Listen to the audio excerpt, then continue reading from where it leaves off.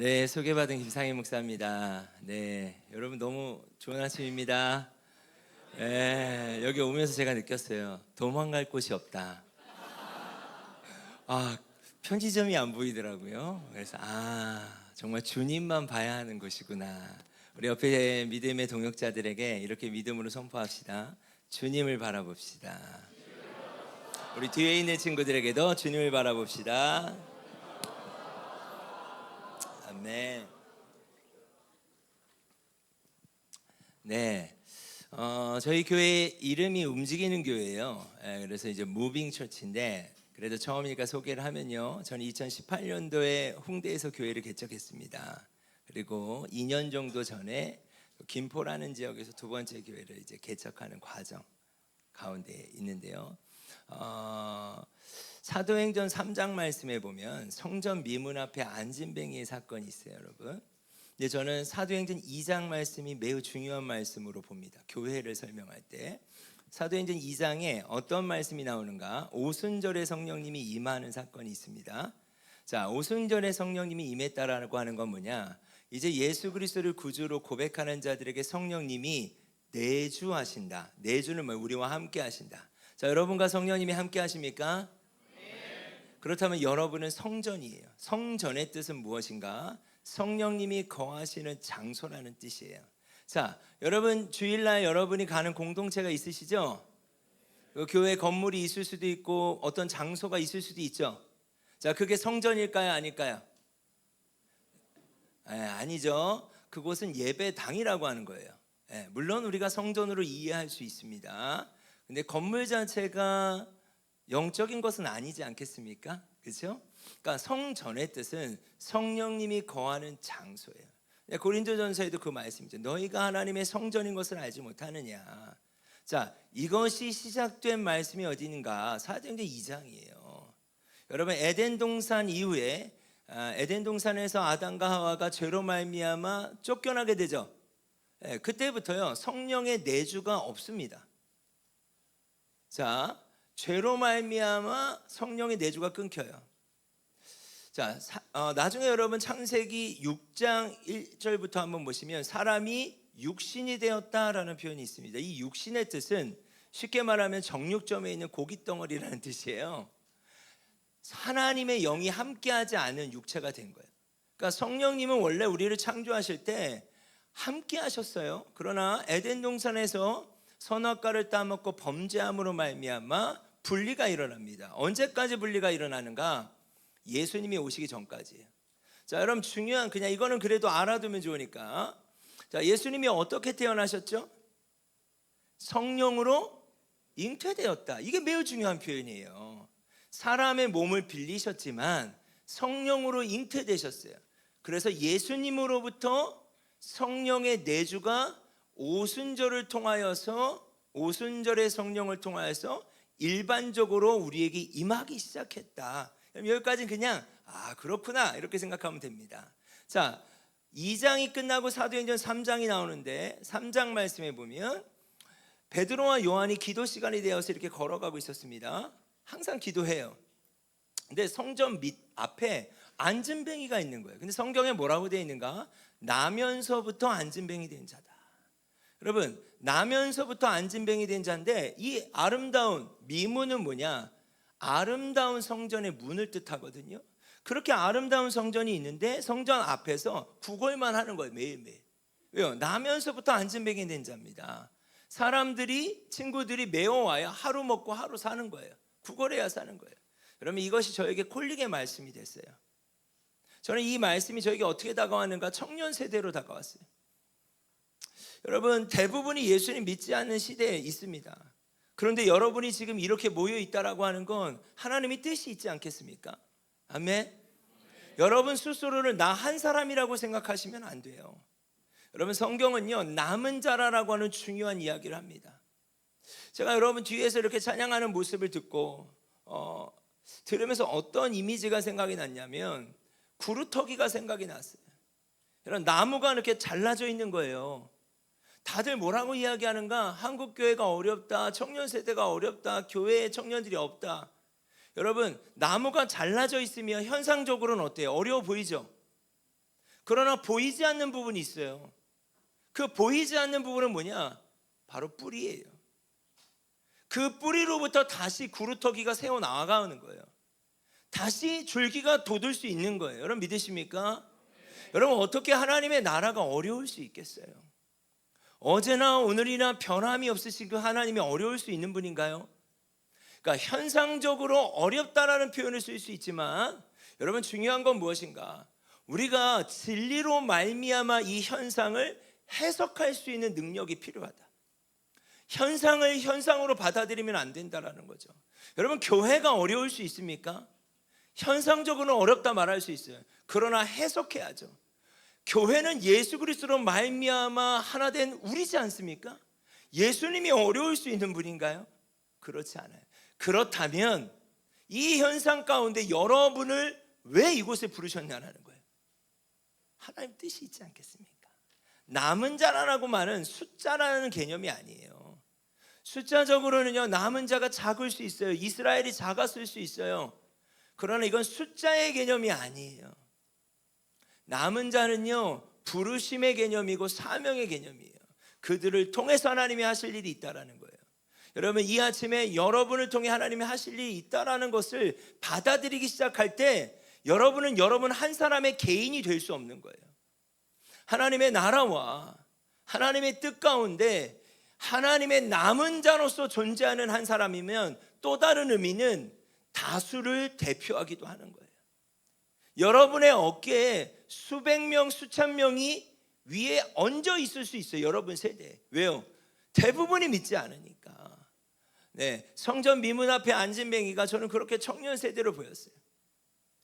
청년들이 교회에 없다 하지만 어떻게 교회에 없겠습니까? 그냥 적을 뿐이죠. 그러나 교회 밖엔 너무나 많잖아요. 들어오지 않는. 근데 베드로와 요한이 기도 시간이 되어서 걸어가는데 저는 이 모습이 어떻게 보였는가? 움직이는 성전으로 보였어요. 성전의 개념이 이제 바뀌고 있는 거예요. 움직이는 교회로 보였어요. 그리고 어떻게 합니까? 안진뱅이에 가서 이야기합니다. 금과 은은 내게 없다. 내게 있는 게 있는데 나사는 예수 그리스도의 이름으로 일어나 걸어라. 내게 있는 것이 있대요. 내게 있는 것. 자, 여러분에게 있는 게 있죠. 금과 은이 없을 수 있어요. 부족할 수도 있어요. 지금의 나이가 그럴 수 있어요. 그러나 여러분에게 있는 건 무엇입니까? 여러분에게 뭐가 있어요? 여러분을 구원하시고 여러분을 살리신 예수 그리스도의 이름이 있는 줄 믿습니다. 여러분 그 이름이 능력이라고 믿으세요? 여러분 제가 최근에 국제 포럼에 제가 참여를 했었어요. 근데 거기서 제가 충격을 받았어요. 여러분 땅끝까지 복음이 전해지면 그제야 주님이 오신다고 믿으세요? 여러분 모르시나요? 말씀이 있습니다. 땅끝까지 복음이 전해지면 그때와 그 시를 알 수 없어요 우리는. 그러나 성경에 뭐라고 되어 있는가? 땅끝까지 복음이 전해지면 그제야 주님이 오신다고 하셨어요. 지금 상황이 어떨 것 같으세요 여러분? 땅끝까지 복음이 전해졌을까 안 전해졌을까? 종족 단위까지. 여러분 다 전해졌어요. 빵 프로예요. 여러분 관심 있는 분들은 FTT Finish the Task라고 하는 플랫폼이 있어요. 세드백 처치의 리고넬 목사님이 은퇴하시고 거기 대표로 계신데 선교단체 미국의 대표들이 모여서 어떤 테이블이 하나 있었어요. 모임에.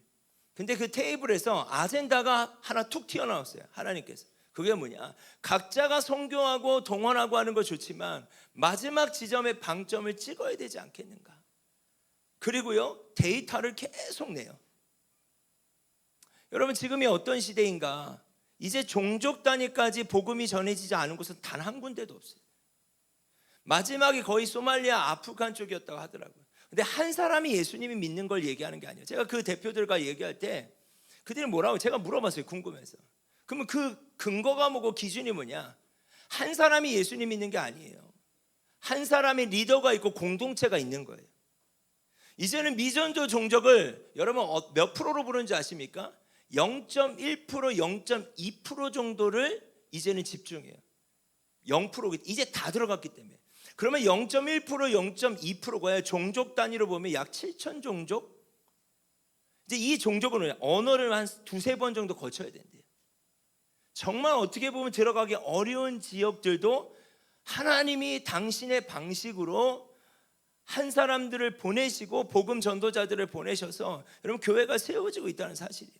그럼 이게 무슨 말인지 아십니까? 주님이 오늘 오셔도 말씀은 이루어지는 거예요. 여러분 저는요 일상교회 개척 운동가예요. 하나님의 땅끝이 내 일상에 있다고 믿고 사는 사람이에요. 그러나 저는 임박한 종말론자가 아니거든요. 제 신학적인 백그라운드도 그렇고. 그러나 그때와 그 시를 알 수 없다라고 하는 긴장감이 내 안에 없었구나. 여러분 이 시대에 여러분이 필요한 중요한 것들이 있습니다. 근데 가장 중요한 게 뭘까요? 우리 구원의 문제 아닐까요? 여러분 가장 중요한 게 뭐냐라는 거예요. 여러분이 무엇을 이루는 것도 중요해요. 그보다 더 상위적으로 중요한 게 뭘까요? 바로 우리의 구원의 문제라고 믿습니다. 성전 미문 앞에 안진뱅이가 있어요. 나면서부터 안진뱅이 된 자야. 그런데 뭐라고 이야기하면 금과 은은 내게 없지만 내게 있는 것이 있다.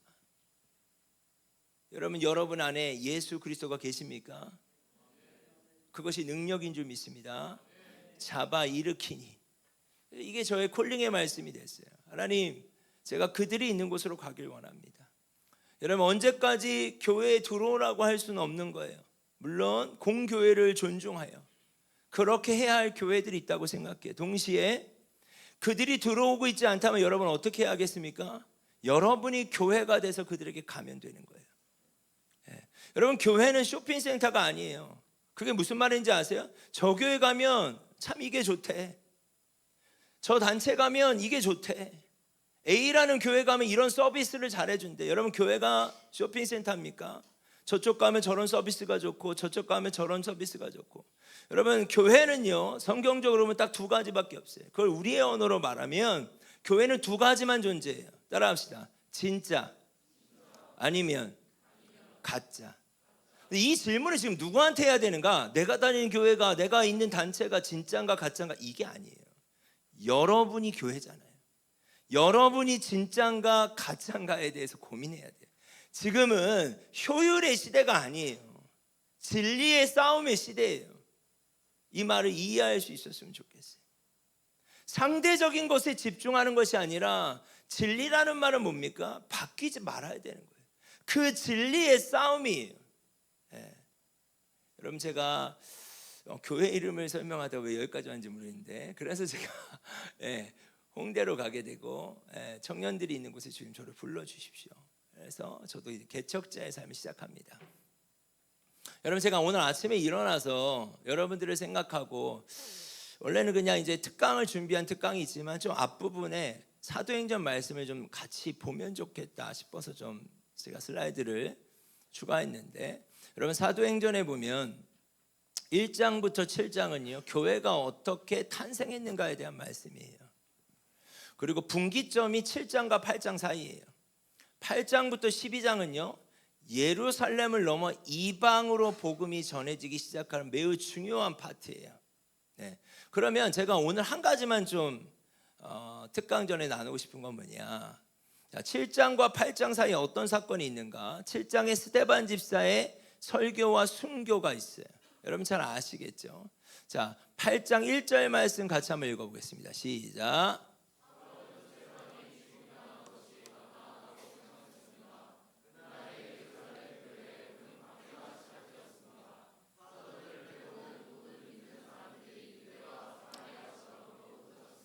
자, 여러분 보세요. 스데반 집사 일로 말미암아 예루살렘 교회가 큰 박해가 시작됐고, 여러분 이 표현을 보세요. 사도들을 빼고예요. 지금으로 이야기하면 목회자들을 생각하시면 돼요. 사도들을 빼고 모든 믿는 사람들이 유대와 사마리아 지역으로 어떻게 됐다? 자, 큰 박해로 말미암아 쉽게 얘기하면 평신도라고 하는 말은 성경에 없지만 우리가 쓰기 편하게 사역자들이 아닌 그룹들이 다 흩어졌다는 거예요. 여러분 어떤 상황이겠습니까? 이게 이해가 되세요? 그런 박해가 있으면 리더들과 함께 흩어져도 부족한데 리더들은 어디 있는 거예요 지금? 예루살렘에 남고 나머지 평신도라고 말할 수 있는 청년들과 집사들이 다 흩어진 거예요. 이게 하나님의 방법이에요. 여러분, 제가 성경을 연구하다가 하나님이 저에게 언젠가는 좀 말씀하신 부분이 있었어요. 그게 뭐였는가? 여러분, 구약을 보면요, 제사장의 시대가 있습니다. 제사장의 시대는요, 뭐라고 표현해야 될까요?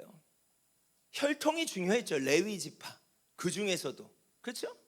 그런데 하나님이 방식을 바꾸세요. 자, 제사장들이 타락하기 시작했어요. 하나님의 음성이 제사장들에게 들리지 않게 됐어요. 그 다음에 하나님 뭘 세우신지 아세요? 구약을 보면 선지동산을 세우세요. 근데 이 선지동산이 매우 특징적인 것들이 있어요. 선지자들은요, 성전에 있지 않게 하셨어요. 길거리에 있게 하셨어요. 사람들 속에 있게 하셨어요. 그리고 예수님이 다시 오실 길을 예비한 건 선지자들이에요. 예수님이 오실 길을 예비한, 구약을 보면 뒤쪽이 다 선지서잖아요. 왜요? 제사장들에게 하나님의 음성이 들리지 않는 거예요. 그럼 이 시대에 저를 포함해서 참 교회가 아픈 현실 가운데 있어요. 큰 박해 가운데 있어요. 어떻게 보면 스데반 집사의 순교로 비교할 수 없지만, 때로는 우리가 직면하고 있는 것은 무엇입니까? 목회자들의 타락, 그게 저도 포함된다고 생각합니다. 공교회로서. 또 어려운 문제들, 부정부패들. 그런데 여러분, 하나님의 나라가 어려울 수 있습니까? 여러분, 자꾸 그걸 미루지 말라는 거예요. 저 교회가 이래서 나는 상처받아서. 그럴 수 있어요. 그러나 여러분이 교회라는 생각을 가지고 이 말씀을 보라는 거예요. 현상적으로 한국교회가 쉽지 않아요. 그러나 진리로부터 우리는 현상을 해석해야 된다고 했잖아요. 하나님의 나라가, 교회가 어려울 수 있습니까? 어려울 수 있어요? 어려울 수 있나요?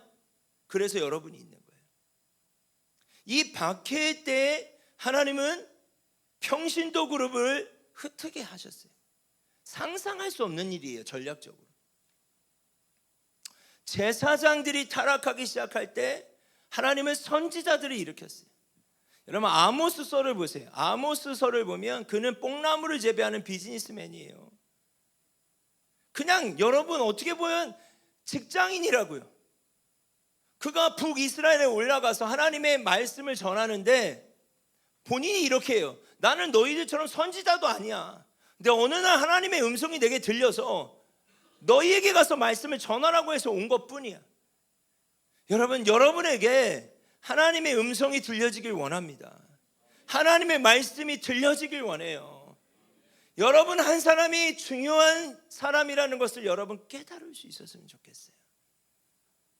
자, 사도행전 8장 2절과 3절에 보면 경건한 사람들이 스데반을 묻어주고, 스데반이 순교하고 이제 흩어지기 전에 뭘 한 겁니까? 경건한 사람들이 누구예요? 집사들이에요. 평신도들이에요. 사도행전 6장 5절 말씀 같이 한번 읽겠습니다. 시작.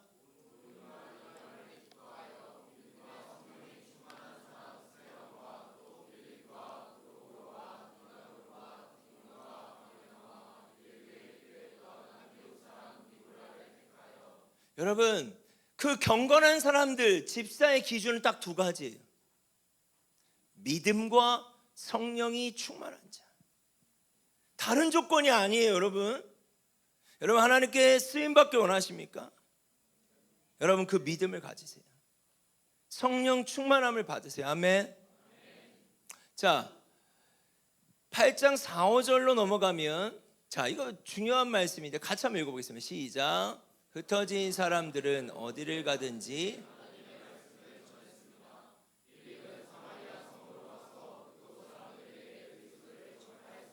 아멘.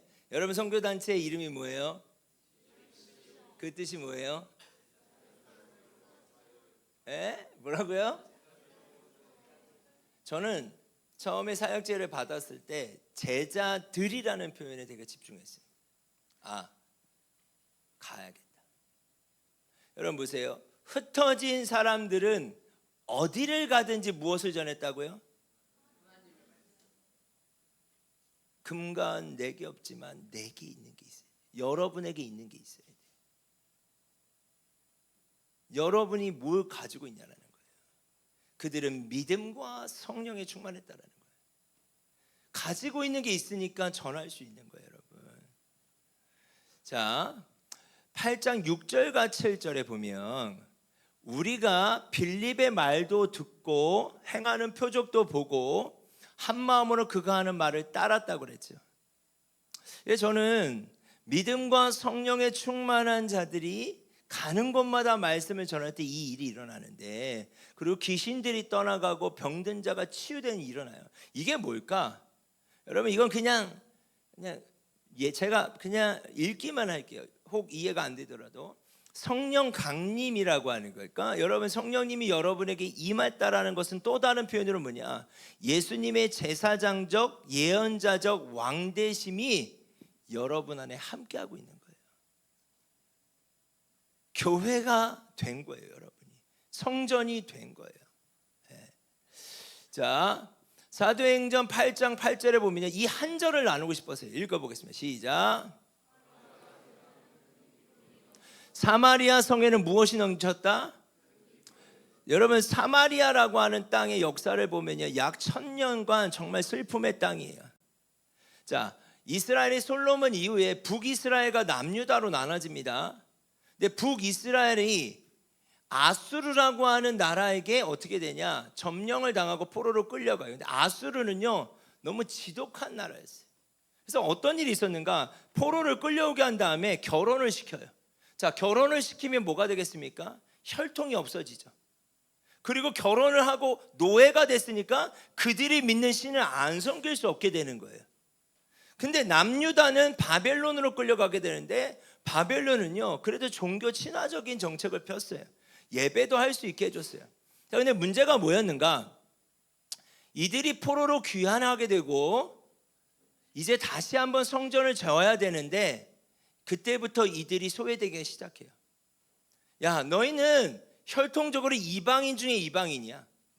그리고 뭐라고 하는지 아십니까? 너희는 더럽혀진 자들이야. 그리고 그들의 별명은 뭔지 아십니까? 개와 돼지 취급을 받아요. 그게 이들의 역사의 시작이에요, 사마리아인들의. 근데 여러분, 이스라엘 지도를 보면 가운데 있어요. 유대에서 갈릴리로 가든 이쪽에서 위로 가든 가운데를 지나야 되는데, 이 더러워진 땅은, 더럽혀진 사람이 사는 사마리아 땅은요, 가운데로 가지 않아요. 돌아서 가요. 왜요? 밟기도 더럽다라는 거예요. 그 역사가 몇 년이에요? 1000년이에요. 1000년간, 약 1000년간 사마리아 땅은 저주받은 땅이었어요. 슬픔의 땅이었어요. 근데 여러분, 놀라운 건 뭐예요? 하나님의 마음에는 그들이 들어있는 거예요. 자, 여러분, 빌립이라고 하는 한 사람이 생각하지 못한 교회의 박해를 통하여서 흩어지게 됐죠. 흩어지게 되는데 빌립이라는 한 사람이 사마리아 성으로 가게 되고, 그 사마리아 성에 큰 기쁨이 있었다. 이 역사를 생각하면 큰 기쁨이 있었더라. 이게 어느 정도의 기쁨이겠습니까? 아무도 다가와서 말씀을 전하지 않아요. 개, 돼지고 너희는 더럽혀진 자기 때문에 우리에 속할 수 없어. 너희가 어떻게 예배드려? 너희가 어떻게 우리랑 함께 할 수 있어? 너희는 더러운 자들이야. 그렇게 1000년의 시간을 보냈던 이들 가운데 드디어 복음이 전해지기 시작하는 거예요. 여러분, 현상적으로 쉽지 않은 시대예요. 그래서 하나님이 여러분을 부르신 줄 믿습니다. 여러분이 각자의 캠퍼스와 일상과 여러분의 삶에 흩어졌을 때 믿음과 성령이 충만하여서 여러분이 가는 곳마다 여러분을 통해 복음이 전해진다면 그들이 사마리아인일 수 있어요. 아무도 나를 집중하지 않는 거예요. 그곳에 여러분들을 보내시기를 간절히 축원합니다. 여러분, 예수님이 그러셨어요. 요한복음 4장 말씀. 여러분, 지도에 보면 유대가 있고 가운데 사마리아가 있고 갈릴리가 있죠. 예수님이 뭐라고 말씀하셨어요? 나는 사마리아를 통과하여야 하겠는지라. 예수님의 마음은 사마리아에 있었다라는 거예요. 이 여인이 얘기해요. 아무도 저를 만나주지 않습니다. 저는 예배드릴 곳이 없습니다. 하나님이 여러분을 부르고 계세요. 아멘. 우리 옆에 지체에게 이렇게 믿음으로 선포합시다. 하나님이 너를 부르고 계셔. 여러분 스트레칭 좀 하겠습니다. 스트레칭. 조는 분들이 있어서 피곤할 수 있습니다.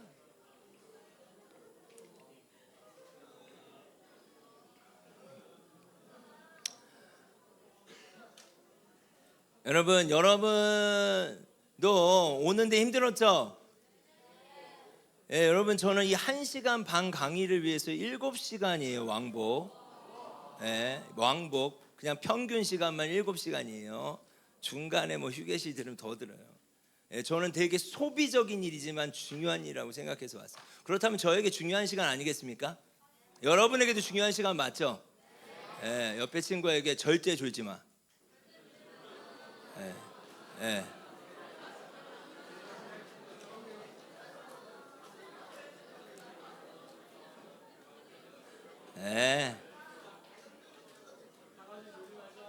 네, 좋아요. 갑니다. 여러분 앉을 수 있죠? 여러분 청년답게 졸리면 일어나서 들으세요. 일어났네. 그렇지. 일어나. 왜 당당해야지.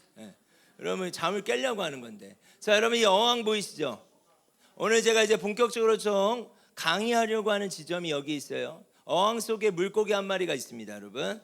자, 이 물고기가 어떻게 보이세요? 불쌍해요. 또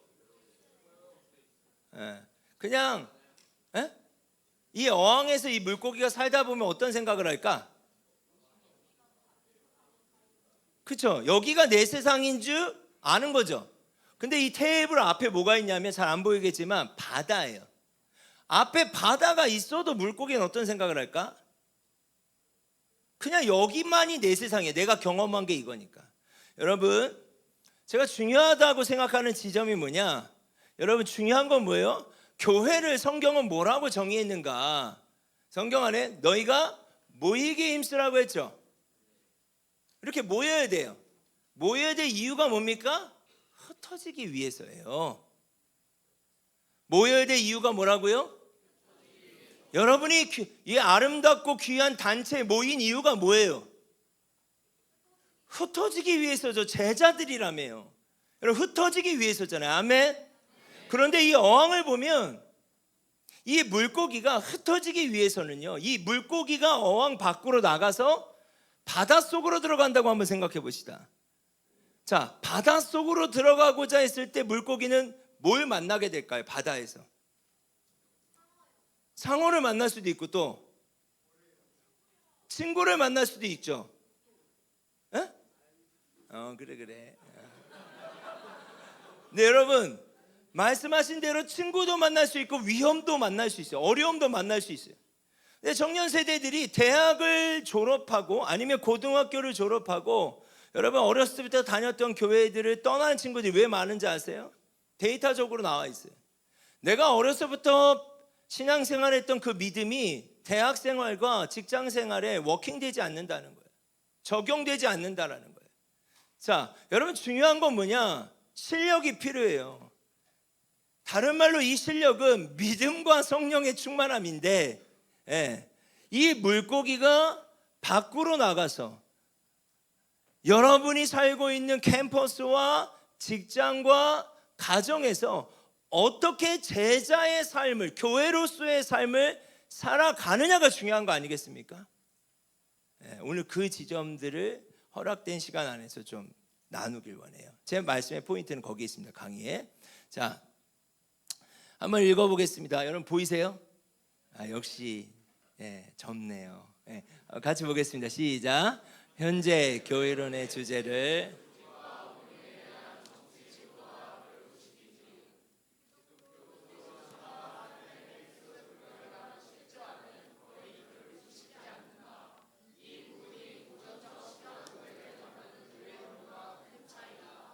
교회란 하나님의 궁극적 목적에 있어 절대 부수적인 존재가 아니다.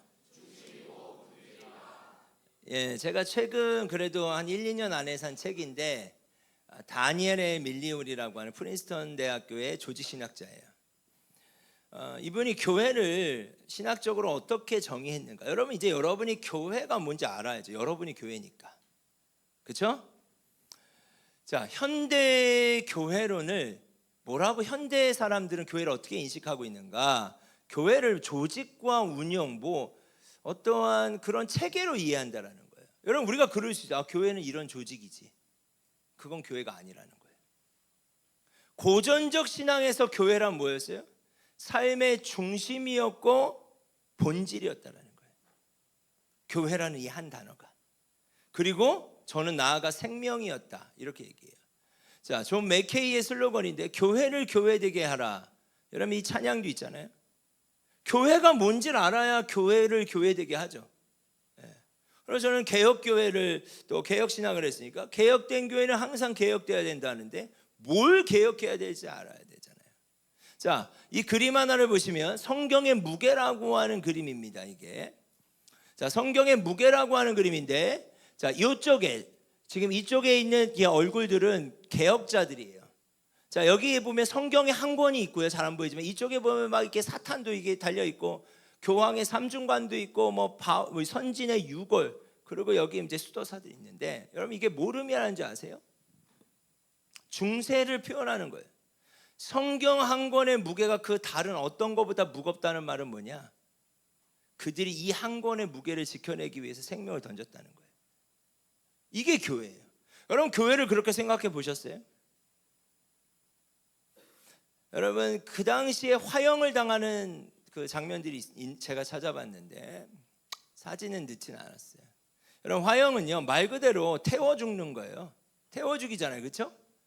근데 이 화형이 너무 파워풀했대요. 왜 파워풀했는가? 화형을 하는데 이렇게 이제 태우잖아요.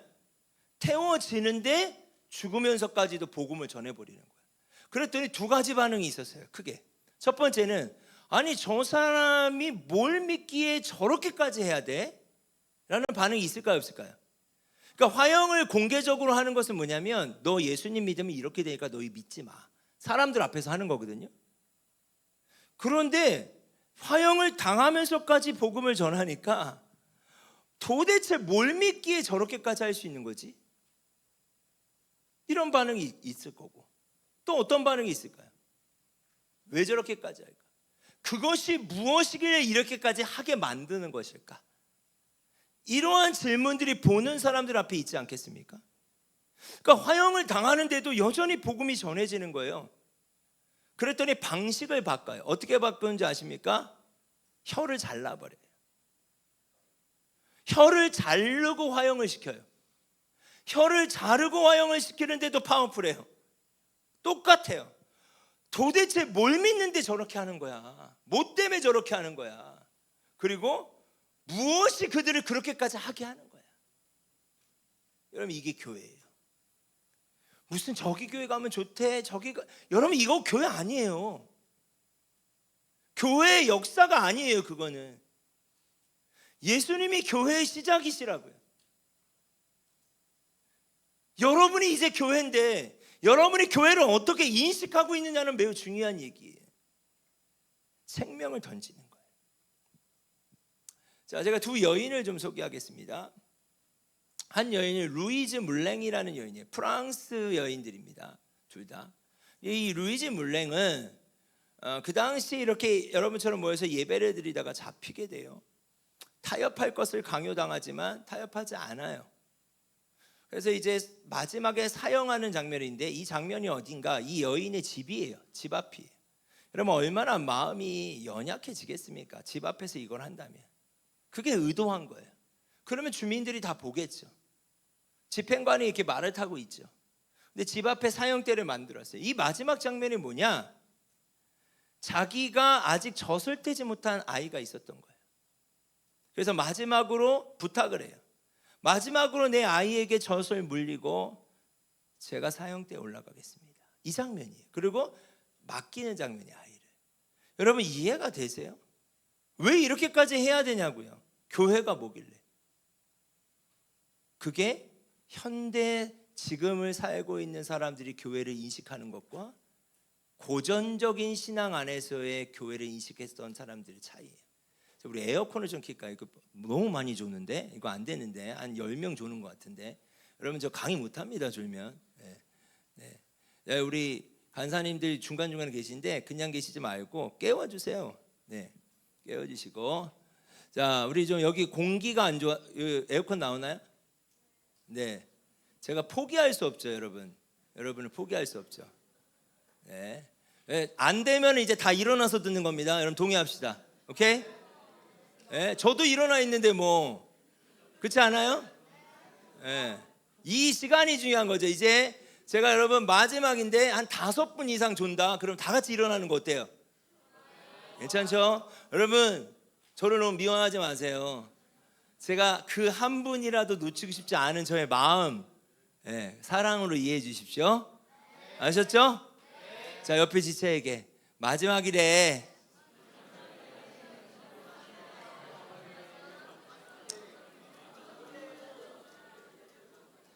네. 자, 다시. 이 루이즈 물랭이라는 여인이 그래서 사형대에 올라가게 돼요. 사형대에 올라가게 되고, 이 여인이 사형대에 올라가는 모습을 보고 똑같은 반응이 있지 않겠습니까? 첫째, 왜 저렇게까지 해야 해? 자, 여러분도 여기에 모여 있죠. 누군가는 그럴 거 아니에요. 야, 이조은은 왜 여기까지 가? 왜 저렇게까지 해야 돼? 그 이유가 다른 것이 아니라 예수님이길 원해요, 여러분. 누가 가자고 해서가 아니라, 가야 될 것 같아서가 아니라 예수님 때문이길 원합니다. 자, 똑같은 반응이에요. 왜 저렇게까지 할까? 두 번째, 무엇이 저렇게까지 하게 할까? 옆에 여인은요, 마리 뒤랑이라는 여인이에요. 이 여인은 집에서 예배를 드리다가 잡히게 되고 아버지, 오빠 다 순교당해요. 그리고 이 여인은 감옥에 갇혀요. 1, 2년 갇힌 게 아니에요. 30 몇 년을 갇힙니다. 그리고 이 여인이 나중에 풀려나게 되는데요, 이 여인이 쓴 이 돌의 글씨가 매우 중요한 일들을 하게 됩니다. 그의 프랑스 말로는 레지스테라는 말인데, 이 레지스테의 말의 뜻은 뭐냐? 저항하라는 거예요. 지금도 그래서 종교개혁의 역사와 또 종교개혁을 탐방하는 분들이 이곳에 가서 이 여인의 글씨를 기념해요. 여러분, 결국 교회는 뭐예요? 저항하는 거예요. 여러분이 교회고 여러분이 저항해야 되는 거예요. 저 그냥 대학생인데요. 저 그냥 온 건데요. 저 그냥 그런데요. 이게 아니라 여러분이 교회고 여러분이 저항해야 된다는 사실이에요, 여러분. 아멘. 자, 그러면 교회를 저는 요한복음 13장 34절과 35절로 표현하고 싶은데 같이 한번 읽겠습니다. 시작.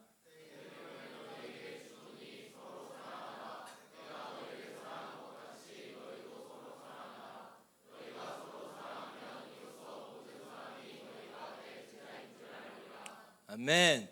여러분, 이걸 교회로 제가 보면 교회는 물과 같아요, 사실. 이 안에 물. 근데 이 물이 담기게 하려면 용기가 필요하잖아요. 그릇이 필요하잖아요. 그래서 성경은 교회를 모임이라고도 표현하고 몸이라고도 표현했고 성전이라고도 표현했고 또 다른 방식으로도 표현해요. 그런데 여러분 잘 생각해 보세요. 이 물병이 중요한 거예요? 안에 물이 중요한 거예요? 그런데 자꾸 물병만을 교회라고 인식하기 시작했어요. 정보적으로, 인포메이션적인 적으로 교회는 그리스도인들의 모임이지 뭐지. 여러분 중요한 건 뭐냐? 예수님과 관계가 없는 모임이 교회입니까?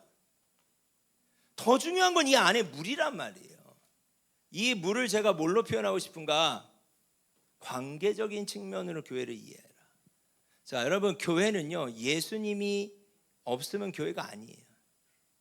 예수님과의 관계로부터 교회는 시작됩니다. 아멘.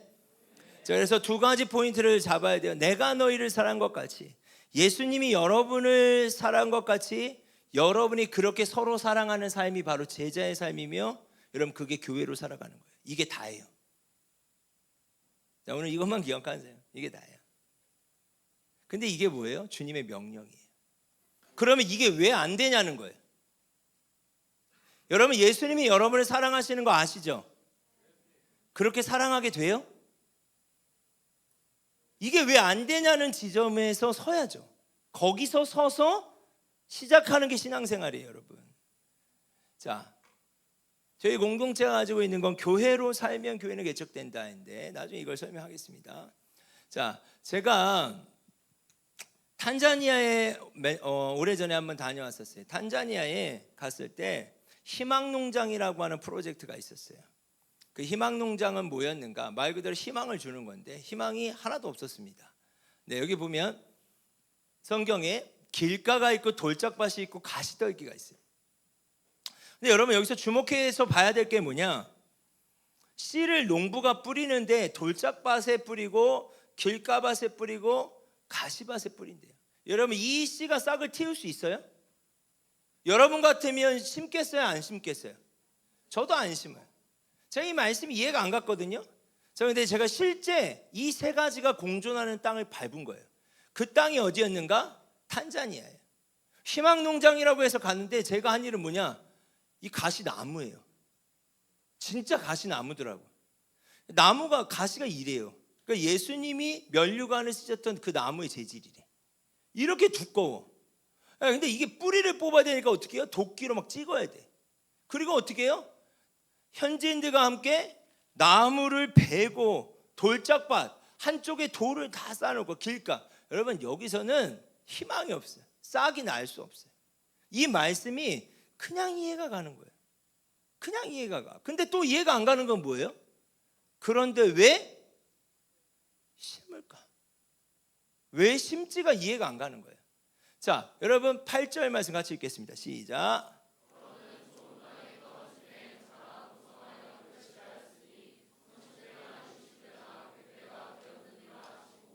자, 이 사진이 어떤 사진인가? 그 다음에 이 똑같은 땅의 사진이에요.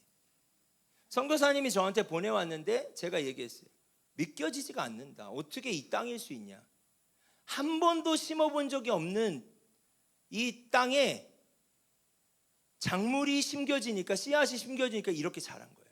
그리고 어떻게 됐는가? 현지인들이 정말 희망 농장이 됐어요. 여러분 너무 놀랍지 않습니까? 자, 제가 이 말씀이 해석되기 시작했어요.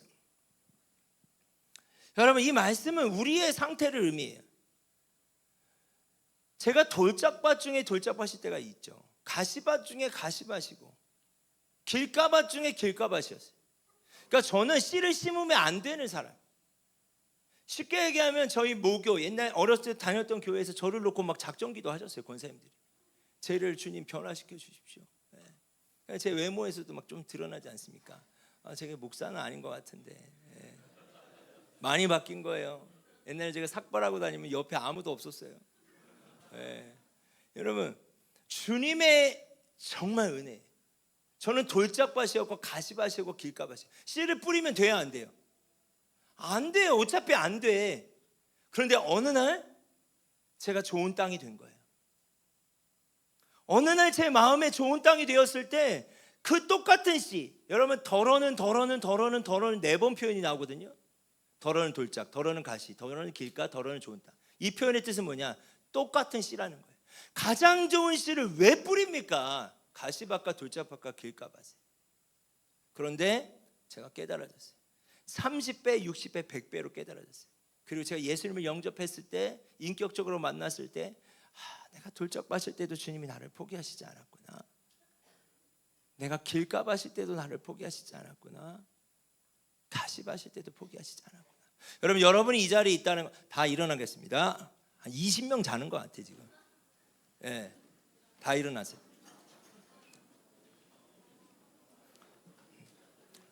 네, 저는 몰라요. 하고 가는 거예요.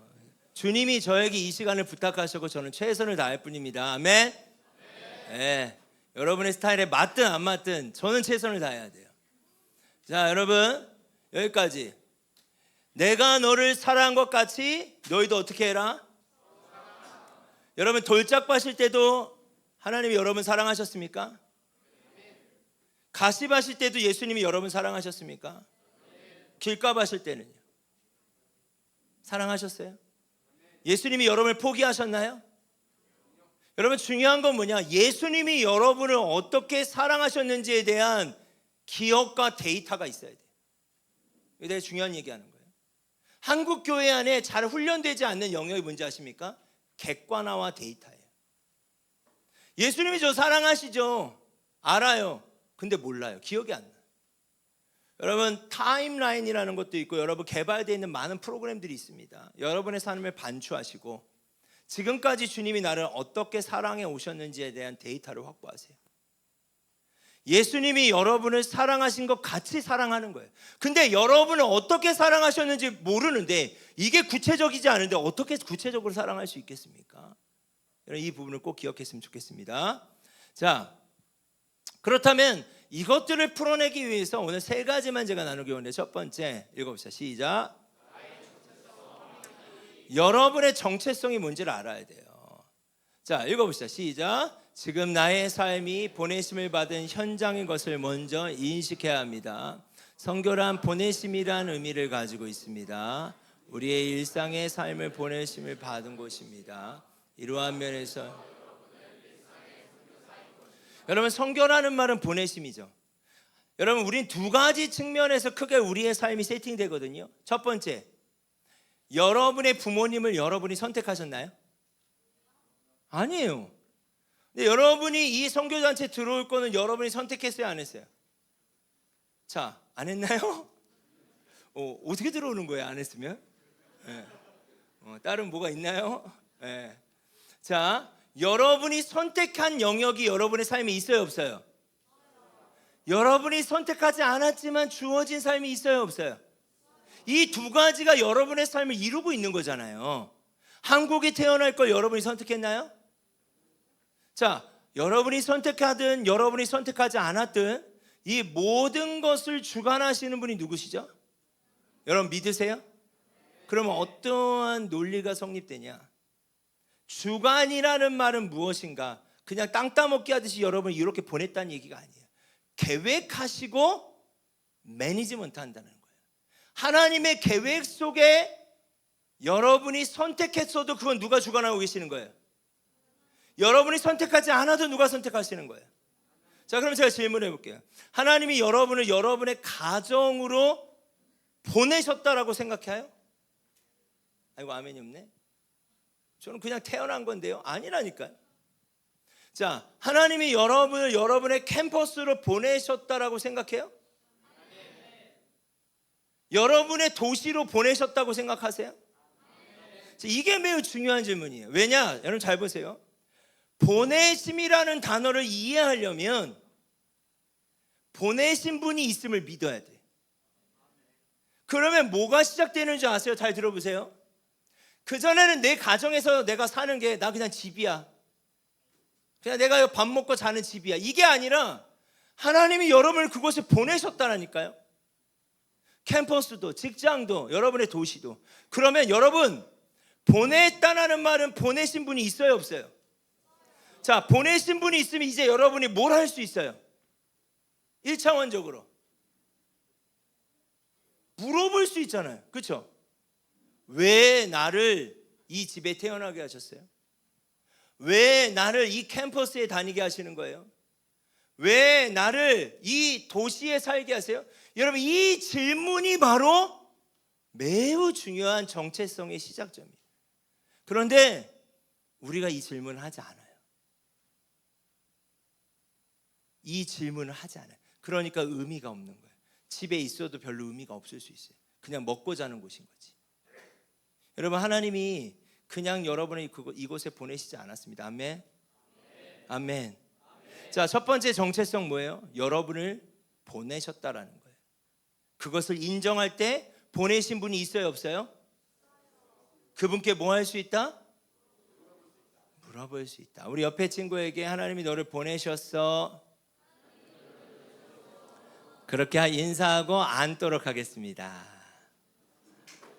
잠깐 서 있다 앉으니까 다리가 어때요? 아, 이렇게 편했구나. 이런 생각이 들죠? 자, 두 번째 읽어봅시다. 시작.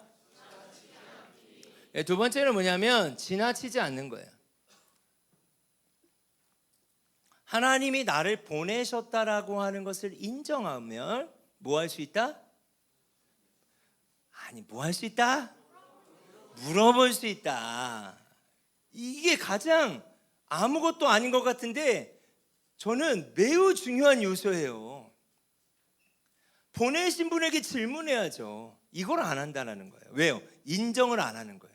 하나님이 주관하고 있다는 거예요, 내 삶을. 자, 첫 번째, 지나치지 않는 거예요. 자, 지나치지 않는다는 것은 뭐냐? 익숙함을 저항하는 거예요. 익숙함을. 자, 우리 끝에 형제님 잠깐만. 자. 여기를 불렀는데 여기 둘 다 나와봐요. 둘 다. 좋아요. 자, 여기 서 있어봐. 여기 이렇게 앉아 있어봐요. 여긴 서 있어봐요.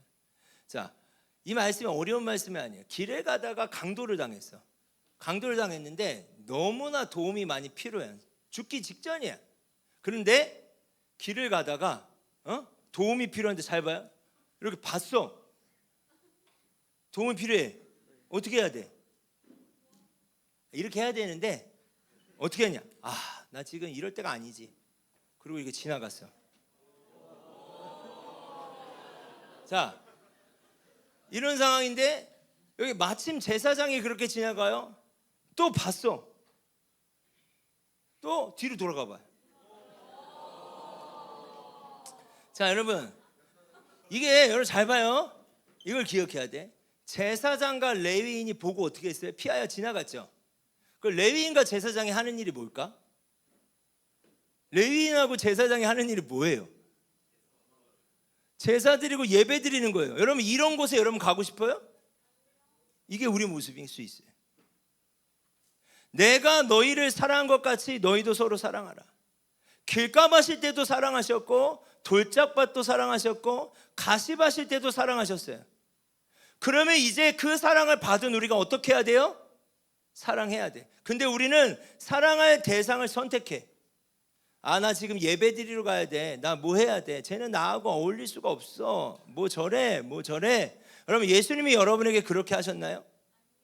이 지점에 서 있어야 돼요. 이 지점에. 감사합니다. 자, 근데 한 사마리아 여인이 어떻게 했어요? 길을 가다 똑같이 강도 만난 자를 봤어요. 그 다음 어떻게 했는가? 가까이 갔대요. 여러분, 가까이 가면 뭐가 보일까요?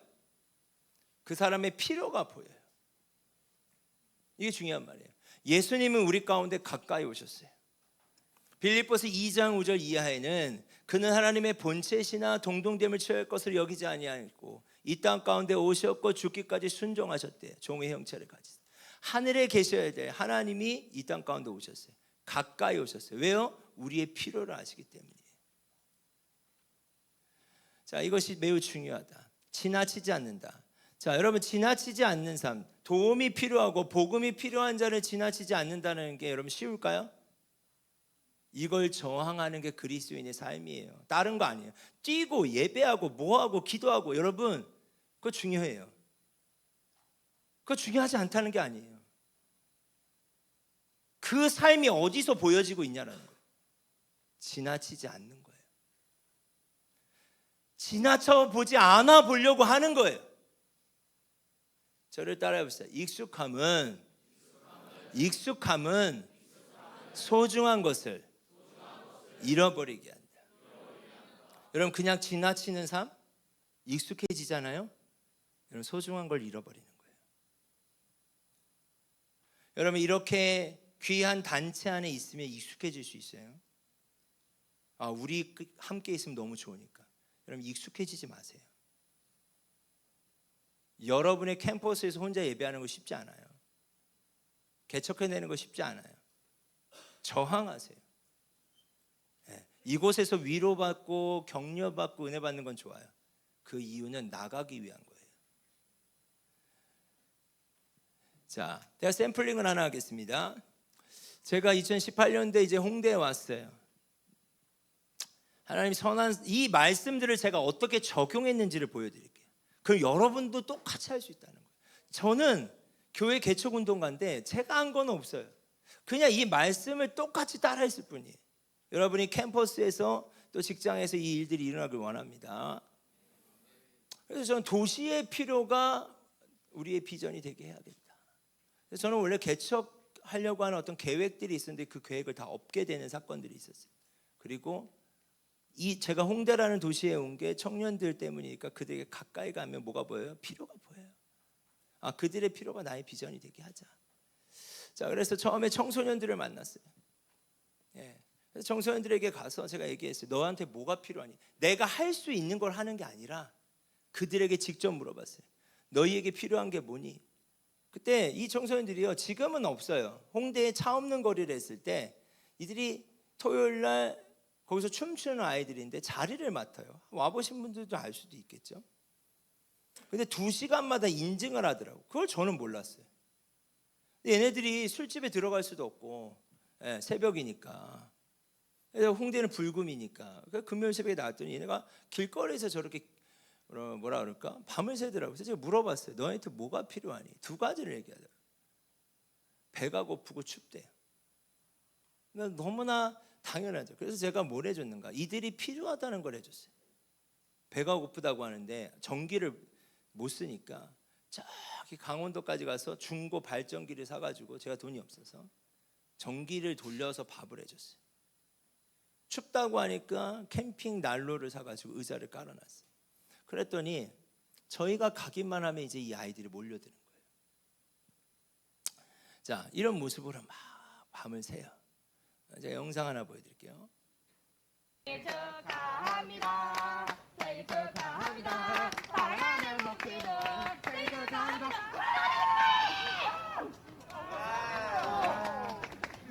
처음 밀었나요?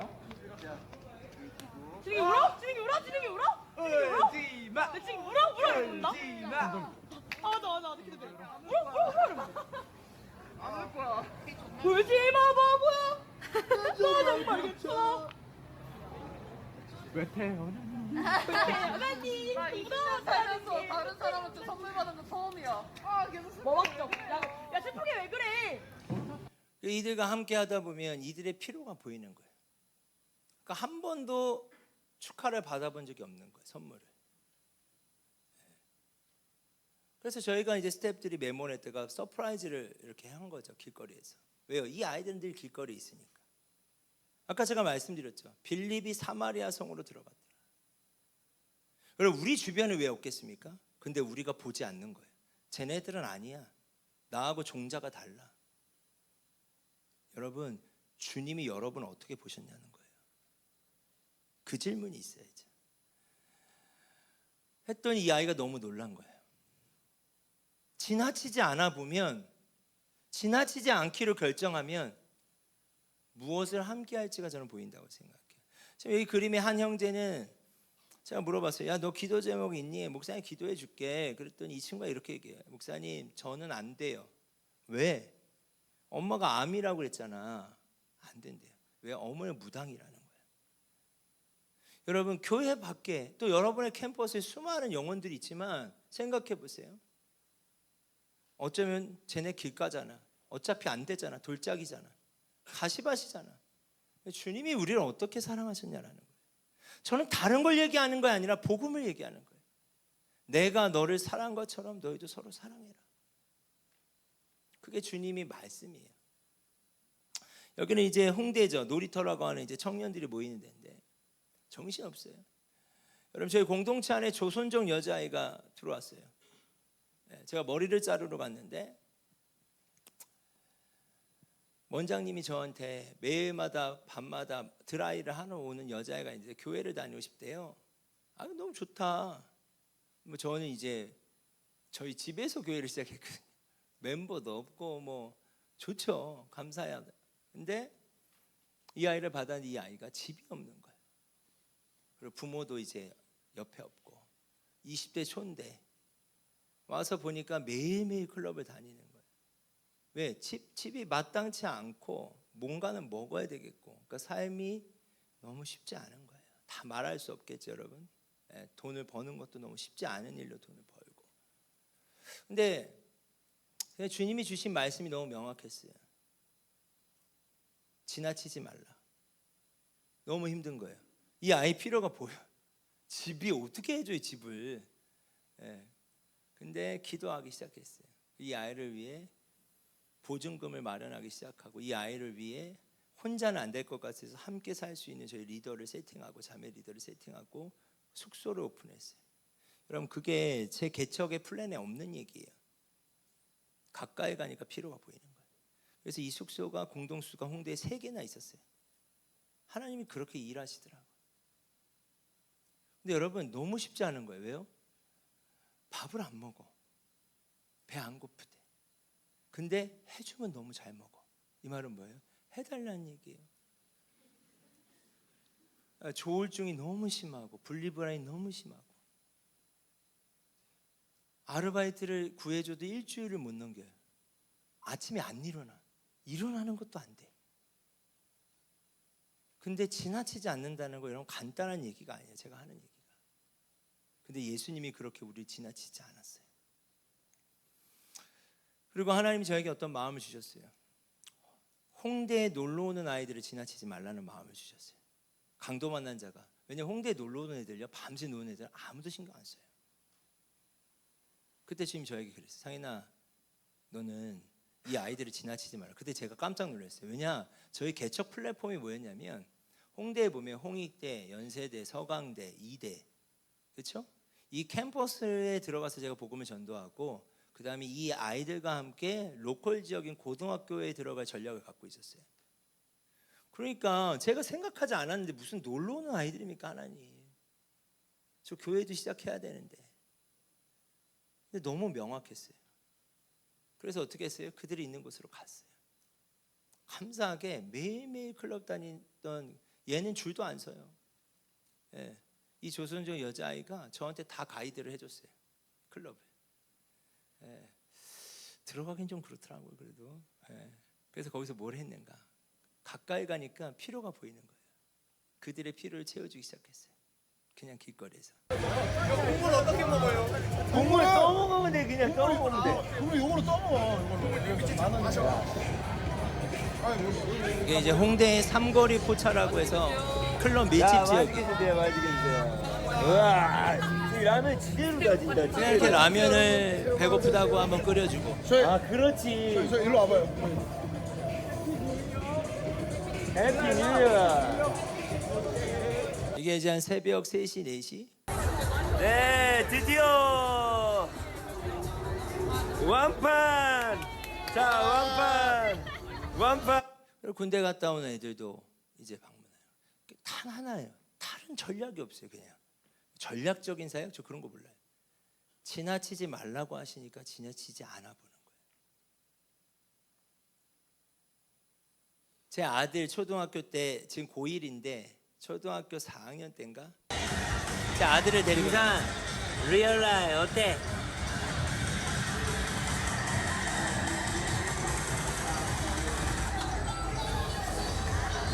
아, 오늘도 홍대는 아주 핫합니다. 네. 홍대는 핫해요. 제 아들이 저한테 뭐라는지 아세요? 네. 그 초등학교 때 아들이 저한테 그러면, 아빠, 움직이는 교회가 홍대에 있어야 될 이유가 있네. 왜요? 교회는 설명하는 게 아니에요. 교회는 경험하는 거지. 별의별 아이들이 참 많아요. 귀신인지 뭔지 저도 놀래요. 깜짝깜짝 놀랍니다. 그러면 이제 아이들이, 저는 이제 겨울이 되면 그랬던 것 같아요. 그러니까 손난로를 많이 사요. 그러면 한 번도 그냥 준 적이 없어요. 가장 따뜻하게 해서 MD라고 하죠. 앞에서 일하는 애들, 클럽에서 일하는 애들을 하나씩 다 갖다 줘요. 레즈비언 클럽까지 제가 다 가요. 회원제 클럽까지도 들어가서 다 줘요. 따뜻한 차를 나눠주고, 배고프다고 하면 라면을 끓여줘요. 근데 이제 라면집인지 아는지 얘네가 이제 예약을 하더라고. 몇 시에 해달라고. 아, 이건 아닌 것 같은데, 이건 아닌 것 같은데 그러나 그래도 해줘요. 놀라운 건 뭔지 아십니까?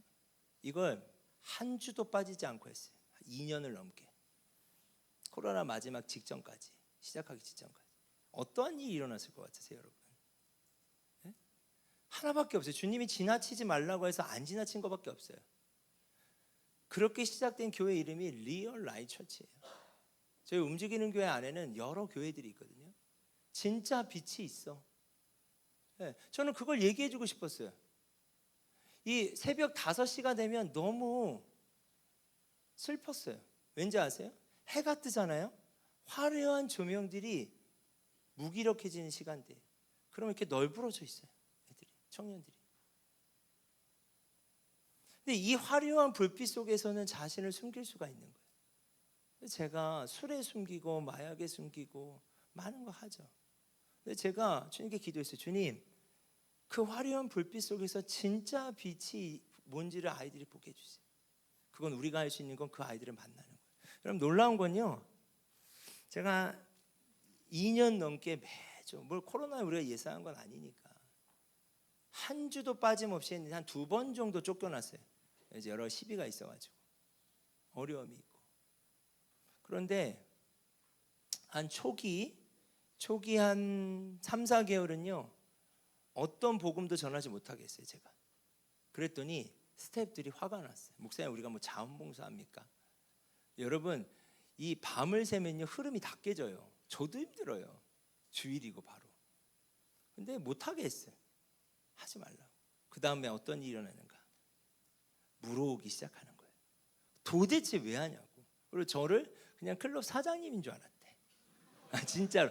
대부분이 저를 클럽 사장인 줄 알아요. 네. 그래서 클럽에서 무슨 행사하는 건 줄 알았대. 근데 그렇게 하기에는 너무 매주 하는 거야. 공짜로 음식을 나눠주고 물어오기 시작해요. 그 다음부터 우리가 말을 안 할 수가 없었어요. 말을 해야만 했어요.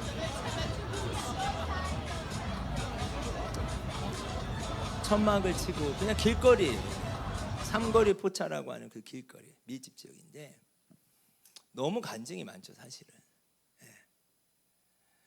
여러분, 놀라운 거는 복음이 뭐라고 표현해야 될까요? 한 주에 수십 명 단위가 아니에요. 복음을 믿는 사람들이. 네, 이 사마리아 성에 엄청난 기쁨의 일들이 일어납니다. 자, 한번 읽어보겠습니다. 시작.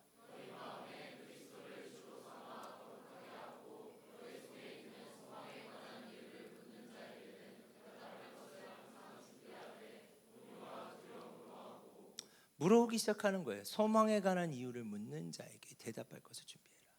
그러니까 그 조선족 여자애 얘기했죠. 맨날 거기 있다 보니까 친구들이 다 아는 거예요. 근데 이 아이가 나눠주기 시작하는 거예요. 너 왜? 뭐 하는 거야? 대답할 것이 필요한 거예요. 야, 교회에서 하는 거야. 예수님 때문에 하는 거야.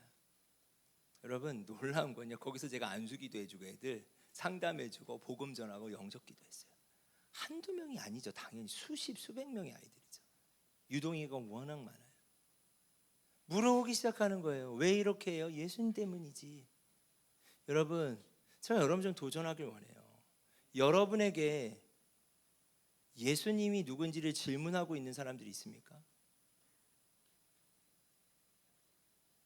여러분이 가서 전하는 것도 필요해요. 동시에 소망에 관한 이유를 묻는 자들이 있냐고요. 말씀이잖아요. 너희 마음에 그리스도를 주로 삼아. 이 말은 뭐예요? 예수 그리스도가 우리의 주인 되는 삶을 살아간다면 내가 너희를 사랑같이 너희가 서로 사랑하고, 그렇게 서로 사랑하면 너희가, 모든 사람이 너희가 내 제자인 줄 알고, 너희는 세상의 소금이며 빛이라 하셨는데 결국은 우리의 삶에, 여러분의 삶에, 그 삶의 지점에서 그들과 다른 모습으로 인하여서 이 친구들에게 뭔가 소망이 있는 것 같아. 그 소망에 관한 이유를 묻는 자들이 단 한 사람이라도 있냐는 거예요. 이걸 도전하시기 바래요. 이게 제자의 삶이에요. 여러분, 또 너무 놀라운 거 뭔지 아세요? 여기 사마리아 중에 사마리아잖아요. 저에겐 약속의 땅이에요. 애들이요 거의 100% 다 술 취해 있어요. 그러니까 얼마나 마음이 다 열려 있는지 저한테 한 번도 얘기하지 않은 것들을 얘기하기 시작해요. 그 얘기는 뭘까요? 저와 특별한 관계가 시작되는 거예요. 그리고 매주 찾아와요. 매주. 군대 가면 휴가 나와서 찾아가요. 그리고 놀라운 건 이제 이들이 라면 값을 후원하기 시작해요. 한두 명이 아니에요. 개척교회가 무슨 돈이 있겠습니까? 어마어마한 재정들이 많이 들어가죠. 계속 붓는데 주님이 그 일들을 하게 하시더라고요. 소망에 관한 이유를 여러분에게 누군가 물어보고 있어야 돼요. 그냥 어디에 속해 있다고 제자가 되는 게 아니에요. 자, 세 번째 같이 읽겠습니다. 마지막 세 번째입니다. 시작. 자, 복습할까요? 첫 번째 뭐였죠? 여러분 정체성이 뭐예요? 일상의 선교사예요. 아멘. 하나님 여러분 보내셨습니까? 그것을 인정한다면 뭘 할 수 있죠? 질문할 수 있죠. 하나님 주신 마음을 가지고 이제 두 번째 어떻게 해야 돼요?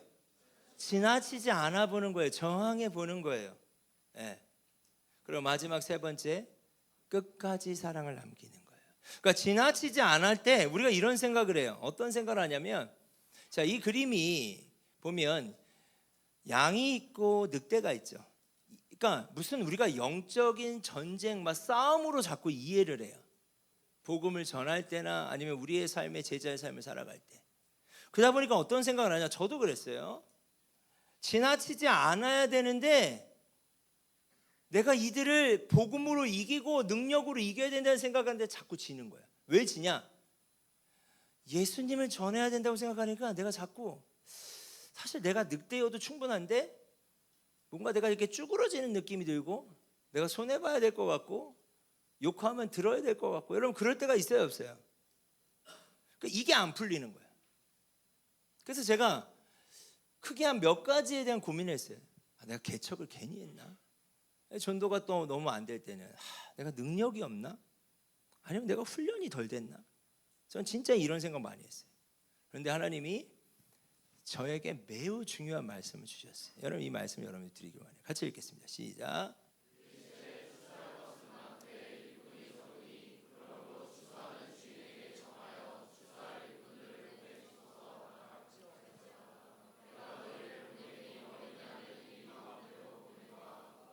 네, 이게 매우 중요한 말씀이 돼요 저에게.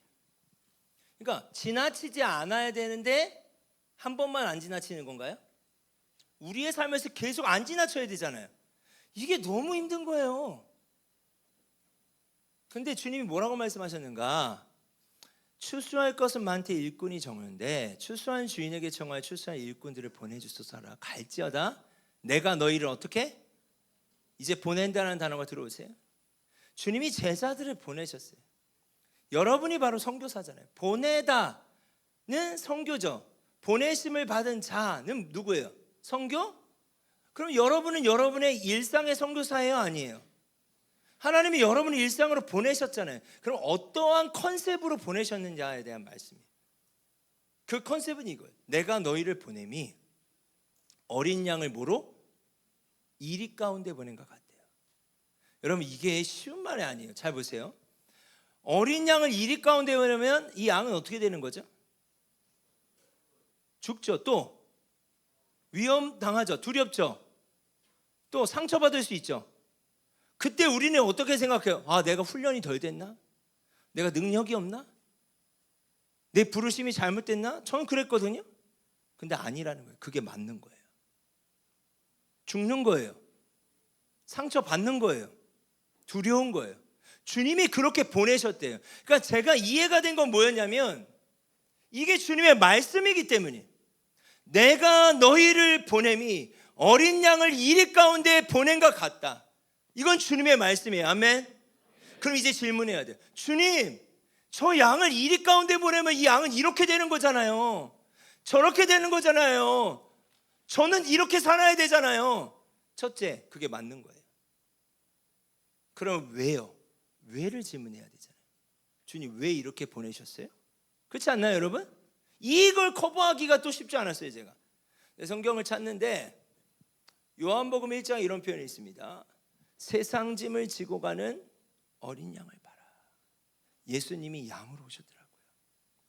그럼 피아노만 반주를 좀 부탁드릴게요. 여러분 예수님이 어린 양으로 오셨어요. 아멘. 그럼 예수님의 공생의 삶이 어떤 줄 아세요? 이리들 사이에 어린 양이었어요. 여러분 그분은 하나님이에요. 그분은 능력이 있는 분이에요. 근데 수치를 어떻게 했어요? 당했어요. 죽임을 당했어요. 침뱉음을 당했어요. 배신을 당했어요. 하나님이신 예수님이 이리들 사이에 존재하면서 양으로 존재하면서 뜯어먹혔어요. 여러분 제가 저번 주에 저희 성도들을 리더들을 신방하면서 한 리더가 저를 참 힘들게 했어요. 몇 년간. 근데 더 이상 안 되겠다. 왜요? 이 리더의 영적 성장이 없는 거예요. 그리고 저도 모르게 이런 얘기를 했어요. 너희가 그랬다라는 얘기는 안 했어요. 부부를 앞에 두고 제가 뭐라고 했냐, 내가 참 목회가 쉽지가 않다. 때로는 성도들이 내 살을 뜯어먹는 것 같다. 저도 모르게 이 표현을 쓰면서 눈물이 나더라. 여러분, 지나치지 않는 거, 예수님이 나를 사랑하신 것처럼 사랑해 본다는 거 절대 낭만적이지 않아요. 여러분, 괴로워요. 예수님 믿으면 복 받는다고요. 그 복이 뭔데요? 좁은 길의 삶을 사는 거예요. 예수님이 이리들 사이에 어린 양으로 존재하시면서 뜯김을 당한 거예요. 여러분, 하나님의 나라는요, 이기는 싸움이 아니에요. 효율의 싸움이 아니에요. 이기려고 하지 마세요. 예수님이 여러분을 이기려고 했으면 이 자리에 여러분 없어요. 우리 자격도 안 돼요. 우리가 이리들 중 한 사람이었을 수 있지 않을까요? 그런데요, 예수님이 한 가지를 하세요. 이리들 사이에 어린 양으로 존재하시면서 한 가지를 지속적으로 하세요. 여러분, 그 한 가지가 뭔지 저를 따라해 볼까요? 끝까지 사랑을 남기셨다. 예수님은요, 배신하면 배신하는 대로 제자들에게 내어주고, 찢기면 찢기는 대로 내어주고, 그 모든 상황의 한 가지를 지속적으로 하시는데 끝까지 사랑을 남기시는 거예요. 여러분, 음식을 먹을 때 음식이 떨어지면 묻다, 음식이 묻잖아요. 묻다라는 표현도 있어요. 여러분들의 삶 안에서 하나님이 여러분을 경험케 하시는 사건들이 있을 수 있어요. 그러나 여러분, 성경 전체를 보면 기적이 사람을 바꿀 수 없어요. 그 사건들이 여러분을 바꾸는 게 아니에요. 진짜 언제 바뀌는지 아세요? 끝까지 남겨진 사랑이 우리를 바꾸는 거예요. 내가 이랬을 때도 있고 저랬을 때도 있는데, 그럼에도 동일하게 나를 사랑하시는, 돌짝밭 같고 길가밭 같고 가시밭 같은 나를 포기하시지 않는 끝까지 사랑을 남겨주신 그 남겨진 사랑이 나를 물드는 거예요. 그리고 어느 때 주님, 맞습니다, 그걸 인정하게 되는 거예요. 끝까지 사랑을 남기셨어요. 우리가 해야 되는 건 뭐예요? 여러분이 보내심을 받은 자로서 여러분의 일상에서 왜 나를 보내셨는지에 대한 질문을 가지고, 주신 마음을 가지고 어떻게 해요? 지나치지 않아 보고, 그 지점에서 효율을 따지고 계산을 따지고 힘을 과시하는 게 아니라 끝까지 사랑을 남기는 거예요. 자, 여러분이 이 삶을 시작하잖아요. 이제 힘들어져요. 나는 쟤를 이기고 싶은데. 여러분, 예수님이 끝까지 사랑을 남기시는 이 삶을 살지 않으셨다면 우리는 예수님 믿을 수 없어요. 여러분, 생각해 보세요. 예수님이 여러분을 어떻게 사랑하셨는지. 이제는 어느 단계에 와야 돼요? 내가 너를 사랑한 것 같이 너도 서로 사랑해라. 너희가 서로 그렇게 사랑하잖아, 모든 사람이 너희를 향하여 내 제자인 줄 알 거야. 언제는 이사야 60장 말씀이 있는데 제 마음에 하나님의 마음이 들어왔어요. 일어나라, 빛을 발하라. 주님이 저에게 이렇게 말씀하시는 것 같아요. 상인아, 일어나, 빛을 발해야 돼. 보라, 어둠이 캄캄함이 만민을 가리우고 있잖아. 일어나야 돼. 일어난다는 게 뭐예요? 사랑하는 거예요. 소금의 삶을 살아가면 그 안에 빛이 드러나는 거예요. 그 소금은 팔복의 삶이며 내가 너희를 사랑하지 서로 사랑하는 삶인 줄 믿습니다. 여러분, 내가 너희를 보냄이, 예수님이 여러분을 보내셨어요.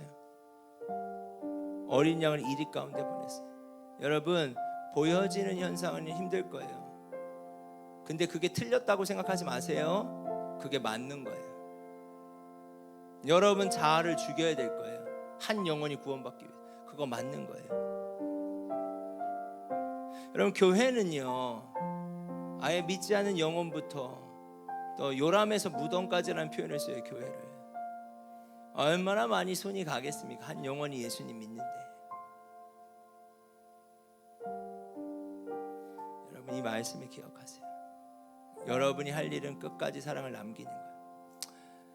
아프리카 친구들이 처음에 저희 교회 왔을 때 한국 사람들한테 사기를 많이 당해가지고 제가 사과하고 이제 추방당해야 되는데, 추방이 아니라 이제 본국으로 돌아가야 하는데 기도했어요. 그 빚을 갚아주고 한 건 뭐예요? 끝까지 사랑을 남긴 것밖에 없어요. 근데 여러분, 부끄럽죠?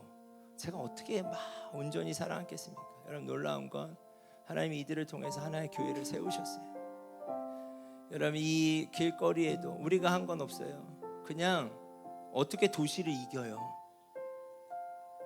도시의 그 화려함을 어떻게 이겨요? 물질로 될까요? 더 화려함을 아니요, 사랑이 이기더라고요. 아멘. 세상에 없는 게 복음이에요. 화려함으로 세상을 이길 수 있는 거 아니에요. 무슨 전문적인 것으로 세상을 이깁니까? 세상이 더 전문적이에요. 그러나 그들이 없는 게 있어요. 금관 아니에요. 예수님의 이름인 줄 믿습니다. 그림 그리는 친구들을 통해 밝은 빛 교회. 아까 그 조선족 여자아이가 동행동 교회라는 이름이 있어요. 저희는 성도들이 각자 교회 이름들이 있어요. 이 아이를 통해서 하나님 놀라운 일들을 행하고 계시고, 서브 타이틀 처치.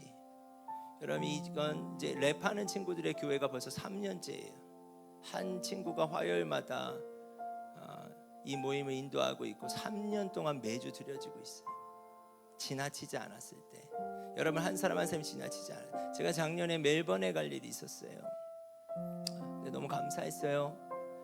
비행기 표를 싸게 산다고 아내와 막내딸을 데리고 가서 오늘 때 15시간을 경유하는 거예요. 너무 힘든 거예요. 근데 저에게 DM이 왔어요.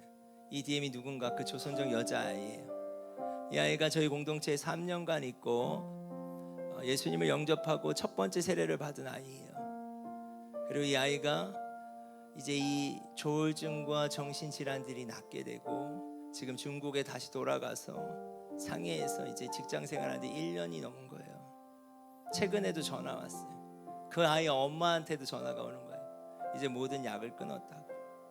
여러분, 제가 끝까지 사랑한다고 하지만 온전히 사랑했을까요? 아니요. 저 그럴 능력이 없어요. 그냥 할 수 있는 부분에서 그래도 몸부림 쳐본 거예요. 그러나 하나님이 역사하시더라고요. 아멘. 그렇게 이 그림은 이제 홍대에서 교회가 이제 개척되기 시작했고, 지금 이건 김포 교회예요. 아예 다른 교회인데, 또 운동하는 친구들을 통해서 저희 공동체 안에 이제 개척되고 있는 교회들이고, 이게 어제 모습이에요. 엄마들이 본인들이 예배드리고 싶다고. 그래서 저희 집에서 토요일 날 모였는데 한두 가정이 시작된 예배가 이제 거의 10가정이 됐어요. 아이들까지 하면 30명이죠. 여러분, 하나님이 한 사람을 기다리고 계세요. 자, 에스겔 33장 30절에서 35절 같이 읽겠습니다. 시작.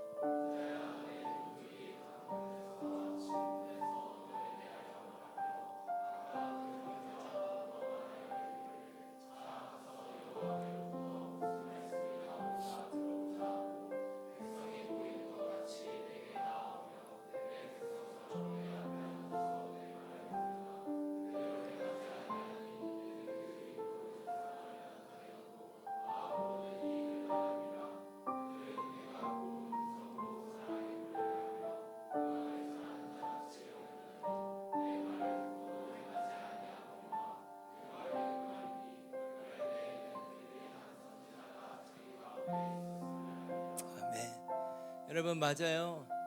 여러분이 예수님이 사랑하신 것처럼 사랑해 보려고 하고 지나치지 않아 보려고 했을 때 그들이 인정하지 않을 수 있고 듣는 것처럼 보여지지만 따르지 않을 수 있어요. 그러나 우리는 남기는 거예요. 예수님이 우리를 사랑하신 그 사랑, 끝까지 사랑을 남겨보는 거예요.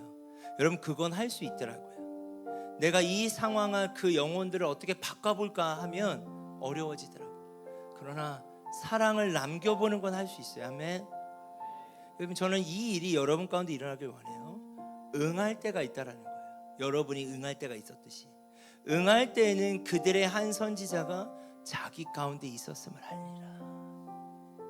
여러분, 홍대에서도 그렇고 저도 많은 전도의 현장 가운데 수십, 수백, 수천, 수만의 사람들이 지나치고 만났지만 제가 어떻게 그들을 알겠습니까? 그러나 응할 때 그들의 기억 속에 그때 어떤 목사님 그렇게 얘기했는데 그걸로도 족한 거 아닐까요? 여러분이 캠퍼스를 돌아다니다 보면 여러분, 에스겔 선지자가 얼마나 괴로웠겠어요. 때로는 말도 못하게 하실 때가 있고 그냥 길거리에서, 때로는 캠퍼스가 그럴 수 있어요. 그러나 여러분이 때를 어떤지 못 얻든지 예수님이 여러분을 사랑하신 것처럼 사랑하기 시작해보고 금강은 없지만 내게 있는 것을 전해보려고 할 때 응할 때가 있을 거예요. 그게 여러분의 때가 아니면 어떻습니까? 당장의 어떠한 목표를 이루는 게 중요한 게 아니죠. 나는 심고 아볼로는 물을 주었다. 바울이 이렇게 얘기해요. 그러나 자라나게 하시는 건 하나님이다. 심는 자면 어떻고 물 주는 자면 어떻고 그 열매를 보는 자들은 또 어떻고 다 똑같다는 얘기예요. 여러분, 이것이 이 모든 강의를 압축한 내용이에요. 여러분, 교회로 사세요. 제자의 삶을 사세요. 그건 예수님이 여러분을 사랑하신 것처럼 사랑해 보는 거예요. 이게 잘 되지 않아요. 그래서 믿음이 필요하고 그래서 성령님의 도우심이 필요해요. 여러분, 저는 본질이 되게 중요하다고 생각해요. 본질이 바로 복음이에요. 누군가를 여러분이 사랑해도 그 사람을 생각하면 뭔가 하고 싶잖아요. 이게 유연성이에요. 여러분, 교회의 역사는 이렇게 시작됐어요. 프로그램으로 시작된 게 아니에요. 교회 역사는 주님의 복음을 경험한 자들이 그 본질이 내가 너희를 사랑한 것 같이라고 하는 이 본질이 서로, 내가 서로라는 말은 뭐예요? 나의 일상과 나의 삶에서 예수님의 사랑을 어떻게 표현하지? 사랑하지? 라고 하는 유연함을 만들어내야 돼요. 이 말을 이해할 수 있었으면 좋겠어요. 왜요? 여러분, 그 심리학 이론에 교육학 이론에 이런 게 있더라고요. 차별화 이론 들어보셨죠? 네, 우리 또 유아교육이나 뭐 이런 쪽에 공부하시는 분. 차별화 이론이 뭔지 아세요? 차별화 이론은요, 함께 공존하지만 본연의 자신의 모습을 잃어버리지 않을 수 있는 능력이에요. 그러니까 여러분으로 함께만 모이면 안 돼요. 여러분 한 사람의 고유한 한 사람이 존재하고 있어야 돼요. 무슨 말인지 이해가 되세요? 저는 이걸 창조성이라고 말하고 싶어요. 여러분, 이렇게 단체가 함께 예배하죠. 함께가 있어야 돼요. 함께만 있으면 안 돼요. 여러분 자신도 있어야 돼요. 여러분이 여러분의 삶에서 훈련단체에서 훈련받은 이 내용들이 유연하게 여러분의 삶에서 나와야 된다는 거예요. 어느 책에 이런 표현이 있었습니다. 가장 창조적인 게 무엇인가? 여러분, 이 시대를 앞서가는 가장 창조적인 사역이 뭔가? 근데 너무나 명쾌한 정의를 그 책에서 냈어요. 가장 창조적인 것은, 따라합시다, 성육신적인 것이다. 이 성육신적이라는 말은 뭐예요? 예수님이라면 어떻게 하실까? 그게 유연함이에요. 여러분, 성령 안에 예수님이라면 어떻게 하실까? 여러분의 가정과 캠퍼스와 직장과 도시, 이 질문하기 시작할 때 유연함을 지속하잖아요. 어떠한 형태가 나와요. 아마도 이 선교단체가 시작될 때도 그 본질이 유연함을 낳았고 그 유연함이 지속됐을 때 지금이라는 형태가 나왔을 거예요. 그게 교회예요. 여러분 한 사람 한 사람이 여러분의 일상에서 이 본질을 붙잡고 주님이 성령 안에 허락하시는 그 마음에 순종하는 유연함이 지속될 때 부르심이 뭔지를 알게 되는 형태가 나올 거예요. 지금은 여러 모일 수 있지만 그게 교회로 살면 교회는 개척된다. 마지막으로 우리 모카타미 마을에 대한 그 영상을 하나 보고 말씀 정리하겠습니다.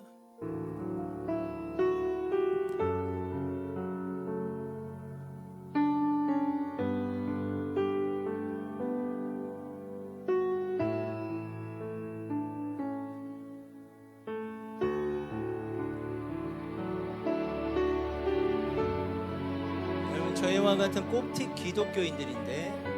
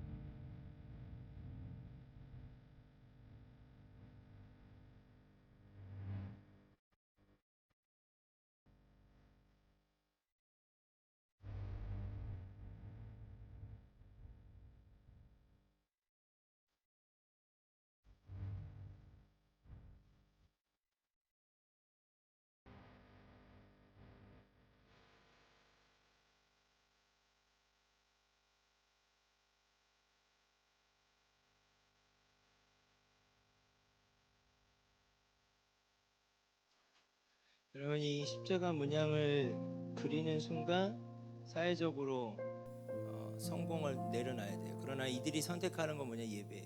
여러분, 제가 여러분이 성공하지 말라는 게 아니죠. 여러분의 정체성을 지켜내라는 거예요. 여러분, 영원한 하나님의 나라에는 선택이 없습니다. 왜냐하면 완전하기 때문이에요. 이 땅에서만 하나님이 선택할 수 있는 이 불안정한 땅에 여러분을 주셨어요. 여러분 뭘 선택하시겠습니까? 이 선택이 예배예요. 아멘. 그래서 예배라는 말은요 상당히 공격적인 거예요. 선택해 가는 거예요. 여러분 이 광야와 같은 현상적으로는 어렵다고 말하는 이때 여러분의 가정과 캠퍼스와 여러분의 삶에 이 갈라진 틈들이 보이십니까? 느껴지십니까? 이게 부르심이에요. 이리들 사이 어린 양으로 존재해야 될 우리의 상황이에요. 여러분 저는 상상이에요. 늘 이 그림들을 저는 품고 산 지가 벌써 7년이거든요. 개척자로 7년을 살아가고 있으니까 저한테 다 얘기했어요. 교회 그만두지 말아라. 지금 그럴 때 아니다. 이 그림이 저는 반대로 해석됐어요. 어려운 게 아니라 부르심으로 왔어요. 왜요? 이 갈라지지 않았으면 그들 사이에 들어갈 수가 없잖아요. 여러분의 가정과 캠퍼스에 갈라진 지점이 문제로 보이는 것이 아니라 여러분이 느끼고 있다면 여러분만이 알 수 있는 부르심이에요. 민들레 홀씨처럼 성령의 바람을 타고 여러분이 그곳에 돌아가 심겨졌으면 좋겠어요. 여러분 저는 이 지역을 언젠가 꼭 가고 싶은데 제가 작년에 이제 미국에 잠깐 일정이 있어서 갔다가 이걸 가려고 했더니 너무 멀더라고요. 근데 제가 어떤 친구에게 이 사진을 보여줬더니 자기가 여기 갔다 왔다는 거예요. 여기가 어디냐? 미국의 콜로라도 사막이에요. 근데 기상이변 현상으로 폭우가 쏟아졌고 한 번도 피지 않은 꽃들이 핀 거예요. 그럼 이렇게 지금은 여기가 관광지가 됐어요. 여러분, 여러분의 가정과 캠퍼스와 이 도시와 이 나라 가운데 꽃을 보지 마시고 씨앗이 필요해요. 그 씨앗이 꽃을 피우는 거예요. 그게 여러분이 피어나는 걸 보지 못할 수도 있지만 주님은 기억하시지 않겠습니까? 이 일을 누가 할 것인가? 주님이 여러분을 부르고 계신다. 여러분 한 사람 한 사람이 교회임을 믿습니다. 아멘. 예수님이 여러분을 사랑하신 것처럼 사랑해 보시고 그 사랑을 남겨보세요. 저는 여러분의 삶에 놀라운 변화가 있을 줄 믿습니다. 왜냐? 그분이 길이시고 그분이 진리시고 그분이 생명이기 때문입니다. 우리 같이 찬양 하나 하고 마칠까요? 완전하신 나의 주 하나님 같이 고백합시다.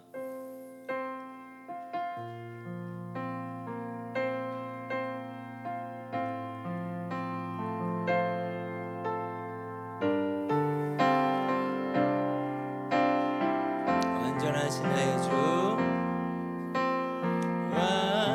완전하신 나의 의의 길로 날 인도하소서.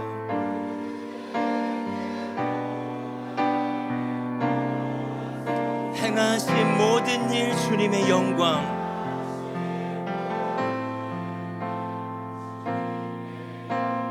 다 경배합니다.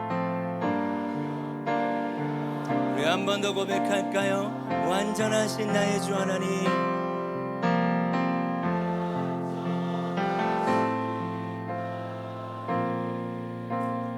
의의 길로 날 인도하소서.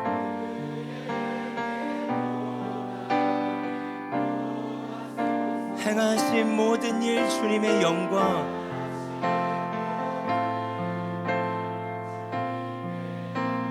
다 경배합니다.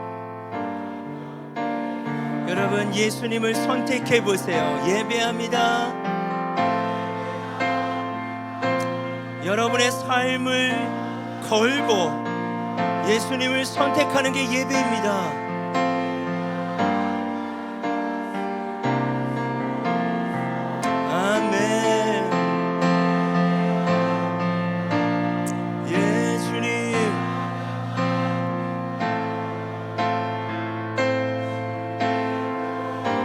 하나님 주님을 선택합니다. 예배합니다.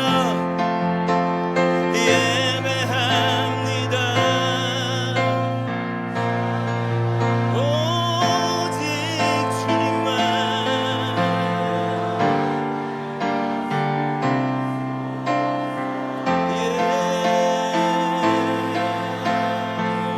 주님.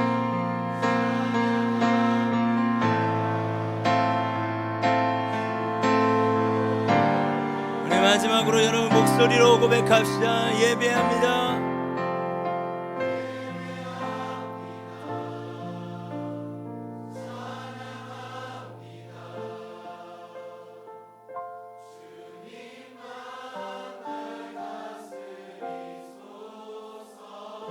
예, 주님.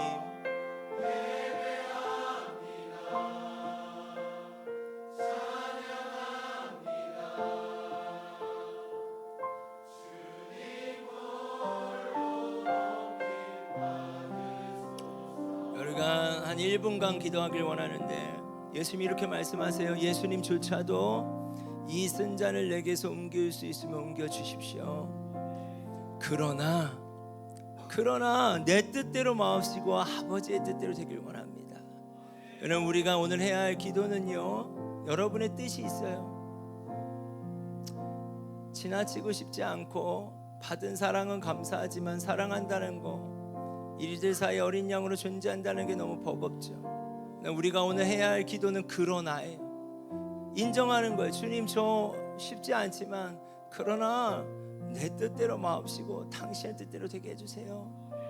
하늘의 미랄이 땅에 썩어져 죽지 않으면 그대로 있는 거예요. 여러분, 그대로 살면 안 돼요. 죽으면 열매를 맺는데요. 이것이 여러분의 부르심인 줄 믿습니다.